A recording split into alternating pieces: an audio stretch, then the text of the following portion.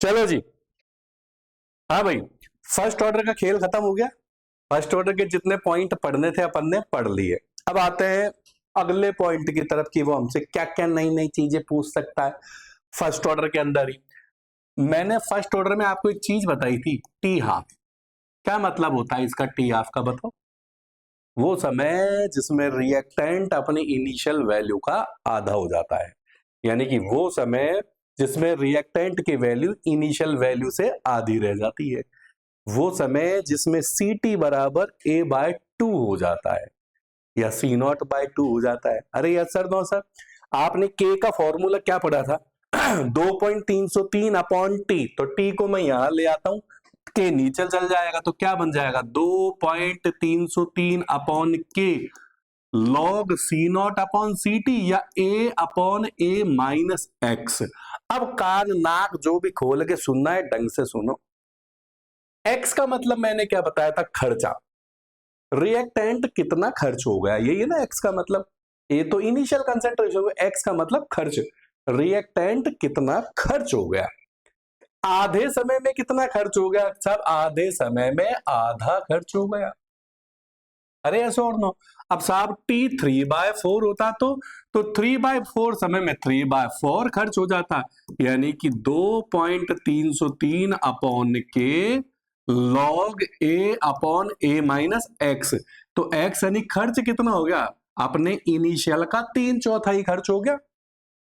अगर मान लेते हैं टी 7/8 होता तो मतलब क्या लिखते हैं आप? 2.303 upon k log A upon A minus 7/8 ए हो गया, है ना?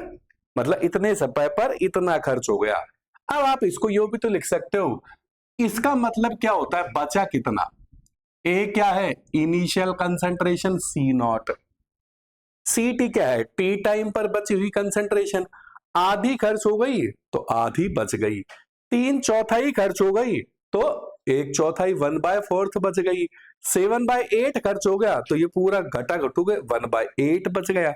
अगर 99.9% लिखा होता या 60% लिखा होता तो इसका मतलब इतना खर्च हो गया। तो बताओ क्या लिखते आप? 2.303 upon k log A upon A minus x, मतलब इतना खर्च हो गया। 99.9% हटाकर नीचे 100 लिखते हैं, तो 100 लिखोगे तो पॉइंट आपकी कहां लग जाएगी? यहां लग जाएगी, 0.999 हो जाएगा, यानी कि 0.999 ए। अरे यस सर, नो सर। तो कहने का तात्पर्य क्या है? टी के नीचे जो भी लिखा जाता है, टी के नीचे जो भी लिखा जाता है वो क्या बताता है? रिएक्टेंट कितना खर्च हो गया। क्या बताता है? रिएक्टेंट का खर्चा बताता है, यानी कि एक्स बताता है। ये ध्यान रखना, बैंकर बेजे में फिट कर लेना। जो नीचे लिखा है T3/4, T1/2, 7/8, 60%, 75%, 90%, ऐसे बहुत सारे मिलेंगे आपको। तो वो क्या है? खर्चा, एक्स की वैल्यू बता रहा है। कोई दिक्कत नहीं आता है? स्क्रीनशॉट ले लो इसका। फर्स्ट ऑर्डर के नीचे लिखते हुए चल रहे हैं ना अपन।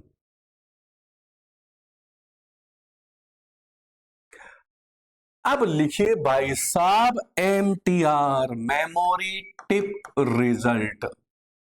3 MTR लिखने आपको, एक के बाद एक, वेरी खतरनाक जन्नाटेदार। देखिए आप रेट एक्सप्रेशन क्या लिखते हैं? R बराबर के, और यहां कंसंट्रेशन ऑफ रिएक्टेंट, यही लिखते हो। और पावर में जो भी लिखते हो एक्स, उसकी ऑर्डर बन जाती है। तो बताओ, order is always determined by rate expression और molecularity is always determined by balance equation. ये कोई हजारों बार बोल चुका हूं, ठीक है? तो पहला पॉइंट देखिए एमटीआर में, order is always determined by rate expression या rate law. Order is always determined by rate expression. अब देखिए, यहां रेट किससे डिफाइन होती है? उस रिएक्टेंट से जिसकी कंसंट्रेशन चेंज होगी। बताओ, रेट का फॉर्मूला आप जनरली क्या लिखते हो? आप डीसी बाई डीटी। भाई कंसंट्रेशन टाइम के साथ चेंज होगी तभी तो रेट चेंज होगी। अगर मान लेते हैं आपने दो रिएक्टेंट ले रखे और एक की कंसंट्रेशन चेंज ही नहीं हो रही है, तो क्या वो रिएक्शन की रेट को अफेक्ट करेगा क्या? जैसे मान लेते हैं दो आप मजदूर लेके आए, ठीक है, एक मजदूर तो काम कर ही नहीं रहा है, तो तुम्हारे मकान की रेट पर उसका कोई फर्क पड़ेगा क्या? इसने तो कोई काम किया नहीं, बैठ के बीड़ी पी रहा है तो कोने में, तो इससे आपकी रेट पर कोई फर्क नहीं पड़ेगा। तो रेट किसके लिए निकाली जाती है? उसके लिए जो काम करता है। कौन काम करता है? जिसकी concentration with respect to time change हो रही है। अगर किसी रिएक्टेंट की concentration with respect to time change नहीं होती है, वो रेट को अफेक्ट नहीं करेगा और उसे कभी रेट एक्सप्रेशन में लिखा जाता ही नहीं है। तो साहब हमें कैसे पता लगेगा कि इसकी कंसंट्रेशन चेंज हो रही है कि नहीं हो रही? या तो वो डायरेक्ट आपको बोलेगा, आपको बोल देता है पेपर वाला कि साहब इसकी कंसंट्रेशन चेंज ही नहीं हो रही है, या फिर वो आपको कंसंट्रेशन ले लेगा एक्सेस।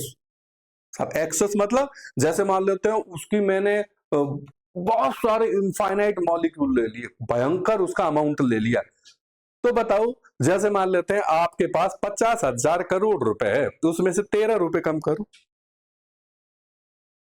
क्या हुआ? कोई फर्क पड़ा? नहीं।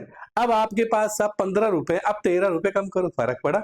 अगर एक्सेस अमाउंट है तो उसका मतलब ये है कि ये इतना सारा ले रखा है कि ड्यूरिंग द रिएक्शन इसके कंसंट्रेशन में कोई चेंज नहीं होता, और मतलब उसके कंसंट्रेशन ना के बराबर चेंज हो रही, तो रेट को भी अफेक्ट नहीं करेगा।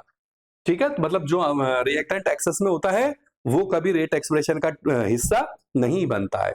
अगला पॉइंट, डमी रिएक्टेंट या इंटरमीडिएट भी रेट रिएक्शन में टेक पार्ट नहीं करता। अच्छा, डमी रिएक्टेंट क्या होता है? डमी रिएक्टेंट वो होता है जो मेन रिएक्शन में नहीं होता। जैसे मान लेते हैं आपने कोई रिएक्शन लिखी, P plus Q equal to R बना। अब मान लेते हैं आपको मैकेनिज्म में ए भी दिख रहा है, बी भी दिख रहा है, सी भी दिख रहा है, तो ये वो हैं जो डमी रिएक्टेंट है। डमी रिएक्टेंट मतलब इंटरमीडिएट है, ये रिएक्शन में बने, बीच में बने, लेना ना काम निपटाया और चल दिए, तो मतलब इनसे रेट अफेक्ट नहीं हो रही क्योंकि ये रिएक्शन का पार्ट ही नहीं है। जब रिएक्शन का पार्ट ही नहीं है तो ये फिर क्यों तुम्हारे, जैसे मान लेते हैं दो मजदूर काम कर रहे हैं, बीच में दो चार आदमी आ गए था बात करने के लिए, उनको समझाने के लिए चले गए, तो क्या आप उन्हें पैसे दोगे? क्या तुम्हारे मकान के रेट से उसने कोई लेना देना है? तो ऐसे इंटरमीडिएट जो होते हैं, लेकिन शर्त रखना, ध्यान रखना, इनकी कंसंट्रेशन में चेंज नहीं होना चाहिए, वो भी आपकी रेट एक्सप्रेशन का हिस्सा नहीं बनेंगे। अब तो क्वेश्चन करोगे तब समझ में आएगा, समझा दिया मैंने ना। लिखो, rate is always determined by rate expression. दूसरा लिखिए, सॉरी रेट है मैंने ऑर्डर बोला होगा, order is always determined by rate expression. Order is always determined by rate expression. दूसरा पॉइंट देखिए, order is calculated only for those reactant. Order is calculated only for those reactant which change their concentration during the reaction. Excess amount reactant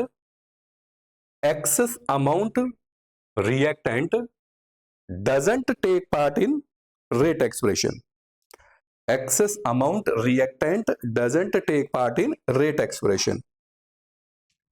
Next, intermediate or dummy reactant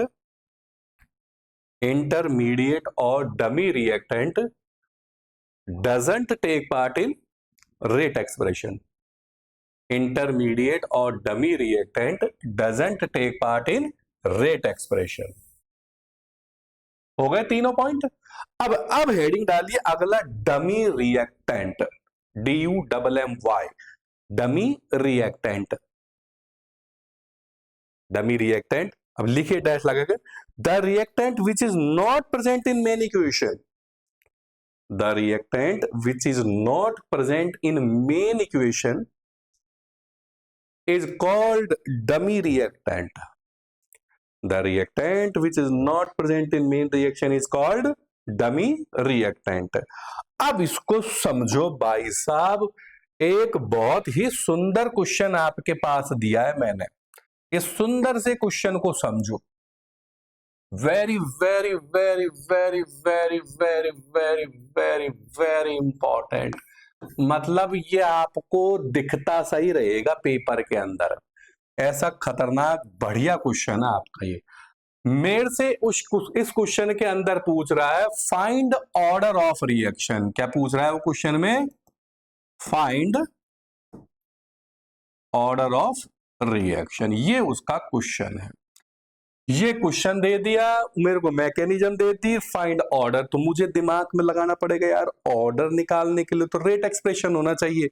इसने मुझे rate expression नहीं दिया है, mechanism दे दी, मैंने पहले निकालना सिखा दिया था इसको, है ना। तो रेट एक्सप्रेशन हमेशा या रेट लॉ हमेशा जो स्लो स्टेप होता है उससे निकाला जाता है। तो वो पेपर वाला लिख के देगा, हाथ लगा लगा के थोड़ी देखोगे धीरे धीरे हो रही तेज तेज, तो मुझे पता लग गया भाई साहब ये स्टेप आपका स्लो है, यानी कि यही रेट डिटरमाइनिंग स्टेप है और इसी स्टेप से अपन को रेट एक्सप्रेशन लिखना है। तो बताओ रेट एक्सप्रेशन जानते हैं ना, आर बराबर के कंसंट्रेशन ऑफ रिएक्टेंट। कौन है कंसंट्रेशन ऑफ रिएक्टेंट? ए और बिट्टू। इनकी पावर भी लिख दो, एक ए है और एक ही आपका बिट्टू है। तो इस हिसाब से तो आपकी ऑर्डर 2 आनी चाहिए है। तो इतना इजी सवाल तो हो नहीं सकता। अब आपको ये चेक करना है कि रेट एक्सप्रेशन में इंटरमीडिएट नहीं होना चाहिए बाबू। अब साहब इंटरमीडिएट का पता कैसे लगाएं? जो भी दे रखा है इनको मेन इक्वेशन के अंदर देखो, क्या ए मेन इक्वेशन में है? क्या A2 है? ए नहीं है, ये O है, ये O2 है, तो मतलब ये मेन इक्वेशन के अंदर नहीं है, तो मुझे इसे हटाना पड़ेगा क्योंकि ये आपका डमी रिएक्टेंट है। तो कहां लिखूं? यही लिख देता हूं, चलो। ए आपका क्या है मेरे बच्चों? डमी रिएक्टेंट, और dummy reactant doesn't take part in main equation, तो भैया आपको ए को हटाना पड़ेगा। बिट्टू तो है, अब हटावे कैसे? अब हटाने के लिए उसने आपको अपनी बुद्धि का प्रयोग करने के लिए कहा है। उसने कहा कि भाई साहब पहला स्टेप देखो, ये इक्विलिब्रियम है, तो इससे इक्विलिब्रियम कांस्टेंट निकालो के ये आपका इक्विलिब्रियम कांस्टेंट है और ये वाला के आपका रेट कांस्टेंट है। हल्के में मत ले जाना बेटा, ये चीज आपको ध्यान रखनी है। ये आपका क्या है? Rate constant. साहब कैसे पता लगेगा? अरे चंपा चमेलियों, जब रेट के लिए लिखा है तो रेट कांस्टेंट है, और सब इक्विलिब्रियम कांस्टेंट कैसे पता लगेगा? जब भी कंसंट्रेशन ऊपर प्रोडक्ट की और नीचे रिएक्टेंट के लिखी जाती है ना, तो वो इक्विलिब्रियम कांस्टेंट में लिखी जाती है। तो बताओ के बराबर ऊपर यही वाला स्टेप काम में लेना। तो अब यही काम में क्यों लेना है? अरे इक्विलिब्रियम का साइन रिवर्सिबल रिएक्शन है, इसी से ही निकाल सकते हो के, बाकी निकाल ही नहीं सकते। तो के ऊपर कंसंट्रेशन प्रोडक्ट की लिखो, तो प्रोडक्ट है तुम्हारा ए और नंबर आ गए इसके 2। नीचे रिएक्टेंट लिखो, रिएक्टेंट है आपका A2। ठीक है, आपको क्या चाहिए साहब? मुझे ए चाहिए, ए चाहिए तो आप ए निकाल लो। तो ए स्क्वायर बराबर क्या हो गया बताओ? के इंटू A2। अरे यही हो गया ना, ए इंटू A2। स्क्वायर हटेगा तो पावर में 1/2 लग जाएगा, यानी कि रूट लग जाएगा। तो मेरे पास क्या ए की वैल्यू का पता लग गया? क्या ये आपके पास निकल गया ए। इस ए को पुट करो यहां पर, ये ए आपका यहां आएगा मेरे बच्चों। अरे आएगा कि नहीं आएगा? अब वैल्यू पुट करो यहां, आर बराबर के। अब इस ए की जगह क्या लिखोगे बताओ? देखो क्या क्या लिख रखा है, ए 1/2 और A2 की पावर 1/2, ये लिख दिया मैंने। ठीक है, इस ए की जगह लिख दिया और B2 की जगह यूं का यूं लिख दिया, B2 की पावर 1। ये आपका रेट एक्सप्रेशन बना है। क्या बना है आपका? रेट एक्सप्रेशन या रेट लॉ। और इसी रेट लॉ से आपको ऑर्डर निकालनी है। अब चेक कर लो क्या A2 और B2 मेन इक्वेशन में है क्या साहब? आ गए, मतलब मैंने सही रेट एक्सप्रेशन लिखी है। तो रेट एक्सप्रेशन से ऑर्डर कैसे निकालते हैं? रिएक्टेंट की पावर का सम कर दो, रिएक्टेंट की पावर का सम कर दो, यानी कि 1 प्लस आधा, यानी कि ऑर्डर क्या हो गई? 3/2। तो ऑर्डर आपकी फ्रैक्शन में भी हो सकती है, ऑर्डर आपकी हाइपोथेटिकल भी हो सकती है, ऑर्डर आपकी नेगेटिव भी हो सकती है, ऑर्डर आपकी जीरो भी हो सकती है। यस और नो, सारे पॉइंट लिखा चुका मैं आपको, ठीक है। तो ध्यान रखना, जब भी रेट एक्सप्रेशन लिखते हो या पेपर में दे दी जाती है तो पहला काम आपका क्या होना चाहिए, ये चेक करना क्या रेट एक्सप्रेशन के दोनों रिएक्टेंट क्या मेन इक्वेशन में है क्या। अगर है तो ठीक है, और अगर नहीं है तो आपको हटाना पड़ेगा, और ये ए के निकाल के हटाना है इक्विलिब्रियम कांस्टेंट। तो ये दोनों के अलग अलग हैं, एक के तो रेट कांस्टेंट है और एक के इक्विलिब्रियम कांस्टेंट है। आ गया होगा शायद समझ में, इज दैट क्लियर? कॉपी करो।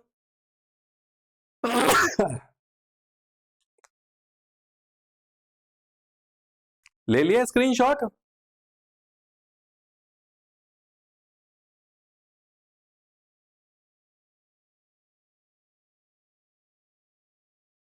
अब अगला हेडिंग आता है pseudo order reaction. Pseudo order reaction.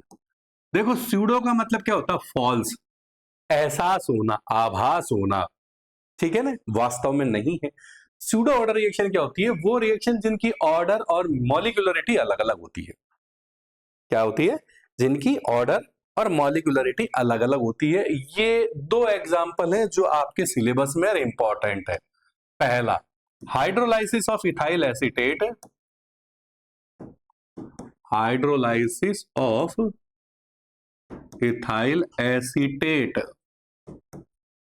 In acidic medium,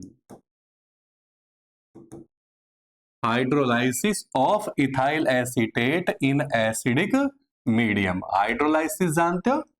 देखो इथाइल एसीटेट तो जानते होंगे, CH3COO C2H5। हाइड्रोलिसिस मतलब पानी के साथ रिएक्शन कर रहा है। हाइड्रोलिसिस में आपको एक्सेस अमाउंट में वाटर लेना है। ये आपको याद होनी चाहिए, ये रिएक्शन ऑर्गेनिक के अंदर भी है, और जब भी ये दोनों रिएक्शन करते हैं तो दिख रहा होगा, इतना सा तो आता ही है, CH3COOH और C2H5OH बनता है। अब आपको लिखना है रेट एक्सप्रेशन। क्या लिखना है मेरे बच्चों? रेट। तो R बराबर के concentration of reactant CH3COO C2H5। अब आपको यहां HOH नहीं लिखना है। साहब क्यों नहीं लिखना है? क्योंकि रेट एक्सप्रेशन में उसी रिएक्टेंट को लिखा जाता है जिसकी कंसंट्रेशन चेंज होती है, और ये इतना एक्सेस में ले रखा है कि इसकी कंसंट्रेशन में कोई खास चेंज होगा नहीं। तो बताओ, यहाँ इथाइल एसीटेट की पावर में तो 1 ही लिखोगे, तो बताइए आपकी ऑर्डर ऑफ रिएक्शन कितनी हो गई? ऑर्डर रेट एक्सप्रेशन से निकालते हैं 1। अब बताइए आपकी मॉलिक्यूलरिटी कितनी हो गई? मॉलिक्यूलरिटी आप बैलेंस इक्वेशन से निकालते हैं, तो 1 और 1 2 हो गई। इसे बोलते हैं स्यूडो यूनिमॉलिक्यूलर रिएक्शन। क्या बोलते हैं इसको मेरे बच्चों? स्यूडो यूनिमॉलिक्यूलर रिएक्शन मतलब वो रिएक्शन जिसके यूनिमॉलिक्यूल होने का एहसास होता है, एक मॉलिक्यूल होने का एहसास होता है, एक रिएक्टेंट होने का एहसास होता है उनकी ऑर्डर को देख के। लग तो ऐसा रहा है ऑर्डर एक है तो मतलब रिएक्टेंट एक होगा, लेकिन रिएक्टेंट तो 2 है। ऐसे रिएक्शन कहलाती है स्यूडो यूनिमॉलिक्यूलर रिएक्शन कहलाती है। Is that clear? यहाँ ऑर्डर और मॉलिक्यूलरिटी दोनों अलग अलग आई है। हेडिंग डाल दिया स्यूडो ऑर्डर रिएक्शन, और लिखिए the reaction which have different value of pseudo order reaction, और लिखिए the reaction which have different value of order and molecularity. The reaction which have different value of order and molecularity is called pseudo order reaction। pseudo order reaction। तो पहला example हो गया hydrolysis of ethyl acetate in acidic medium. इसका screenshot ले लो।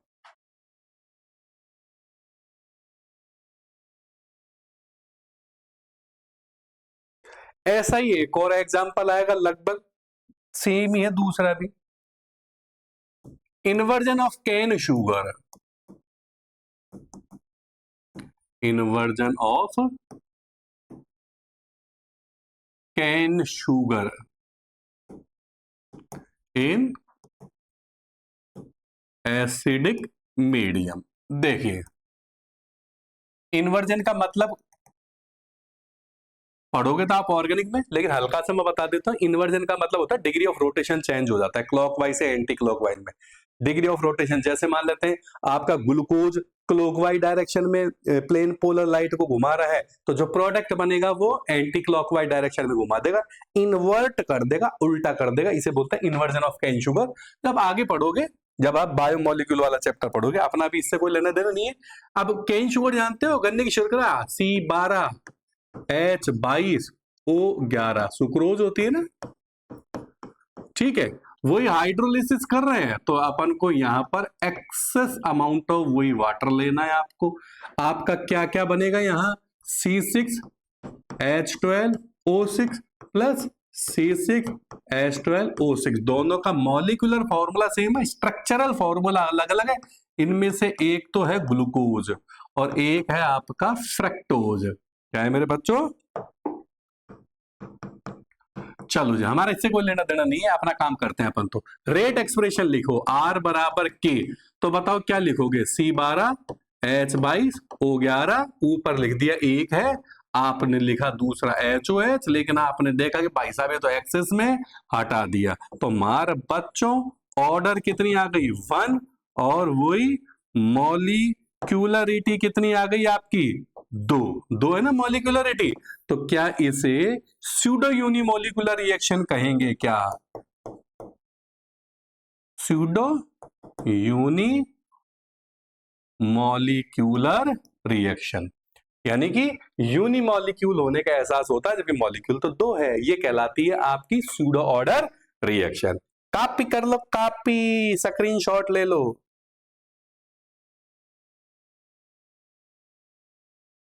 हो गया?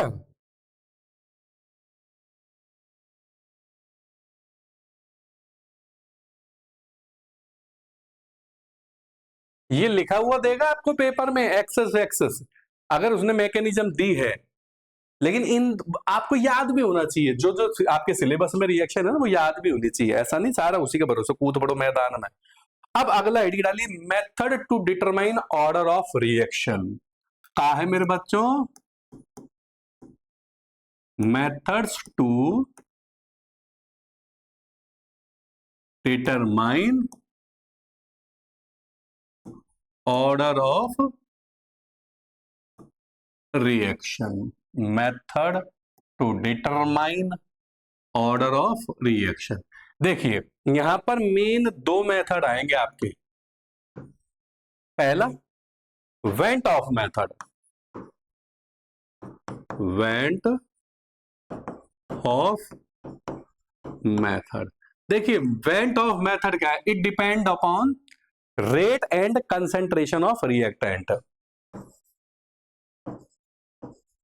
Depends on rate of reaction and concentration of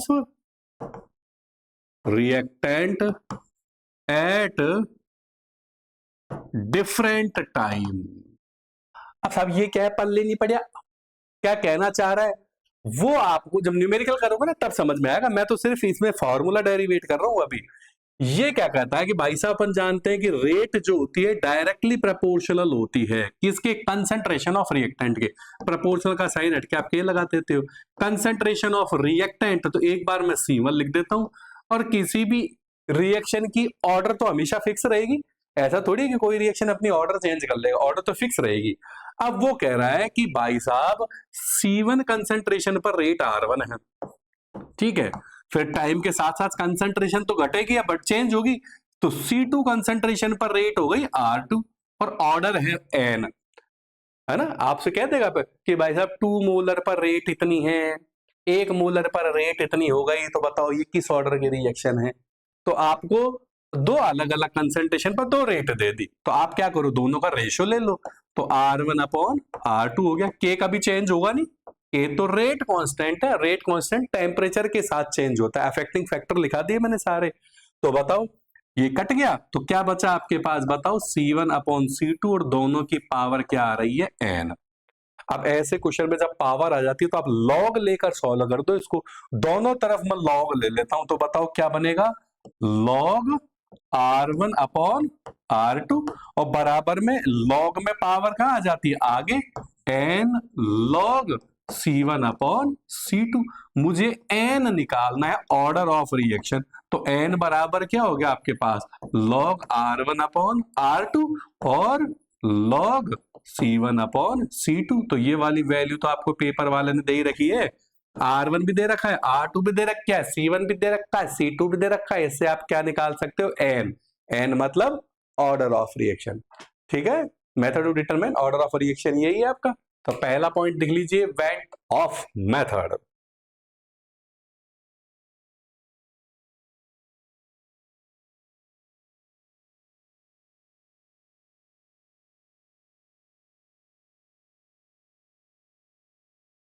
हो गया बेटा। अब दूसरा आता है हाफ लाइफ मेथड। कौन सा आता है मेरे बच्चों, दूसरा हाफ लाइफ मेथड।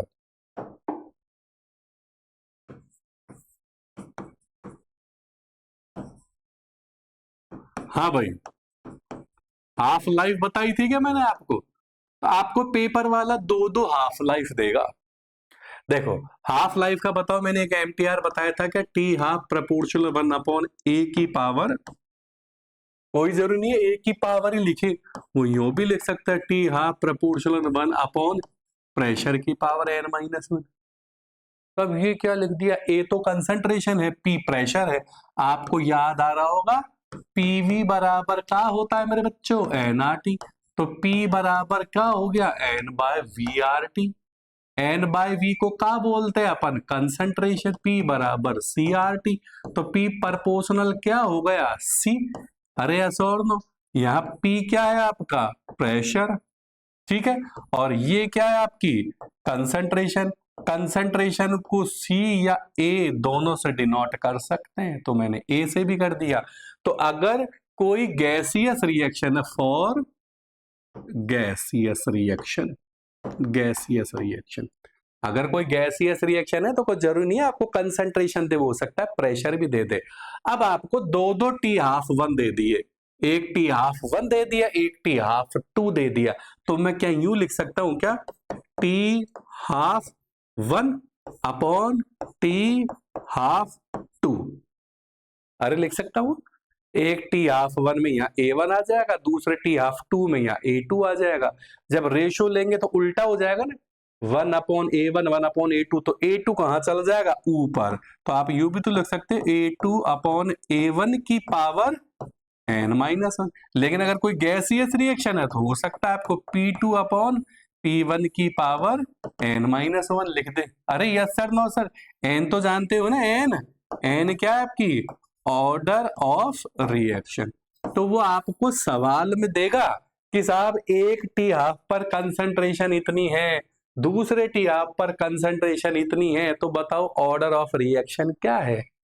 अरे मेरी बात समझ में आ रही है, यस सर, नो सर। ठीक है, स्क्रीनशॉट ले लो एक बार इसका, फिर एक अपन एक छोटा सा क्वेश्चन करते हैं।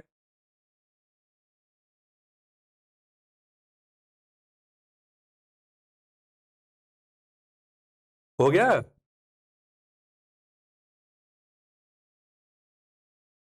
अब क्वेश्चन देखते हैं, एक छोटा सा क्वेश्चन देखते हैं पहले अपन। आपको पेपर वाले ने दे दिया कि भाई साहब कोई सी भी रिएक्शन है, जैसे ए गैस है, इससे आपकी बी गैस बन रही है, और वो कह रहा है कि भैया मोरे ये आपको दे दिया जैसे टी हाफ सेकंड में दे दिया, ठीक है, और ये प्रेशर ऑफ रिएक्टेंट दे दिया mm ऑफ Hg। आपको हाफ लाइफ दे रहा है, जैसे पहले 4 सेकंड था, हाफ लाइफ मतलब समय आधा हो रहा है, 4 से 2 हो गया, 2 से 1 हो गया, आधा हो रहा है ना, हाफ ही तो हो रहा है। और मान लेते हैं यहाँ प्रेशर दे दिया 50 दे दिया, 100 दे दिया, 200 दे दिया, और आपसे पूछ रहा है ऑर्डर ऑफ रिएक्शन। अब देखो अपनी बुद्धि का प्रयोग करना आप, पहले तो बिना बुद्धि के आपको, पहले तो सबसे पहले ये सोचो कि आपको कौन सा मेथड लगाना है यार, हाफ लाइफ वाला लगाना है, सर ने बताया था T12 अपॉन T12 प्रेशर दे रखा है तो P2 अपॉन P1n माइनस। क्या आपके पास T12 है क्या? इसको 1 मान लो, इसको 2 मान लो। तो T12 कितना है? या इसको 1 मान लो, इसको 2 मान लो। ऐसे कैसे ही मान लेना, ये 1 हो गया 2 हो गया। दो लगातार वाले लेना। T12 कितना है? 4। T12 कितना है? 2। अरे ऐसा और नो, ठीक है। P2 कितना है? 100। P1 कितना है? 50। और ऊपर आ रहा है आपका n-1। काटो, ये कितना आ रहा है? काटो, ये कितना आ रहा है बताओ। काटने के बाद इसको चलो यही कर देता हूं। लो, ये कितना आ रहा है? 2। ये भी कितना आ रहा है? 2। पावर में आ रहा है n-1। अपन अच्छे से जानते हैं कि बेस बराबर होते तो पावर भी बराबर होगी। बेस बराबर है, पावर बराबर है, तो n-1 बराबर 1 हो गया, तो n बराबर हो गया 2। तो मतलब कौन सी ऑर्डर हो गई? सेकंड ऑर्डर हो गई। आप यूं ना करके दूसरा तरीका भी तो काम में ले सकते हो, ये फर्स्ट वे है। देखो, मैं तो इसे बेवकूफों वाला तरीका मानता हूं। आप इतने होशियार बच्चे हो तो बढ़िया वाला तरीका काम में लो ना, सेकंड वे। अपन अच्छे से जानते हैं कि सर आपने एक लिखा था T12 प्रोपोर्शनल 1 अपॉन a की पावर n-1। a कह दो या p कह दो, एक है ना। अब देखो इसका मतलब क्या है, पहले तो यहां देखो आपका माल क्या हो रहा है। माल मतलब रिएक्टेंट क्या हो रहा है? रिएक्टेंट सामान ही तो जो आपने लिया। अब माल तो मेरा दुगना हो रहा है, टाइम आधा हो रहा है। माल दुगना टाइम आधा, माल दुगना टाइम आधा, मतलब ये तो इनवर्स हो गए, इनवर्स हो गए। अब चेक करते हैं। अब मैंने T12 प्रोपोर्शनल यहां पर मान लेते हैं 0 ऑर्डर ली होती, 0, ये 0-1, तो a-1, तो a ऊपर चल जाता, तो ये तो प्रोपोर्शनल हो गए। माल आधा तो टाइम भी आधा होता, माल आधा टाइम भी आधा। लेकिन अब मैं सेकंड ऑर्डर की बात करूं, n बराबर मैंने 2 ले लिया, तो ये 2-1। तो बताओ आपका T12 प्रोपोर्शनल 1 अपॉन a की पावर 2-1, यानी a बच गया। यानी कि ये दोनों एक दूसरे को उल्टे हैं। माल आधा समय दुगना, या माल दुगना समय आधा, माल दुगना समय आधा, माल दुगना समय आधा। तो ये कौन सी ऑर्डर हो गई? सेकंड ऑर्डर हो गई, according to question second order. According to question second order. अरे yes sir, no sir, is that clear? तो इतना बड़ा करने की जरूरत नहीं है। तो जब भी आपसे ऑर्डर के ऊपर कोई भी क्वेश्चन पूछा जाए तो इस तरीके से जवाब देना, ठीक है। बाकी की चीज अपन आगे देखेंगे। स्क्रीनशॉट ले लो, जो भी बच रहा है कर लो एक बार कॉपी।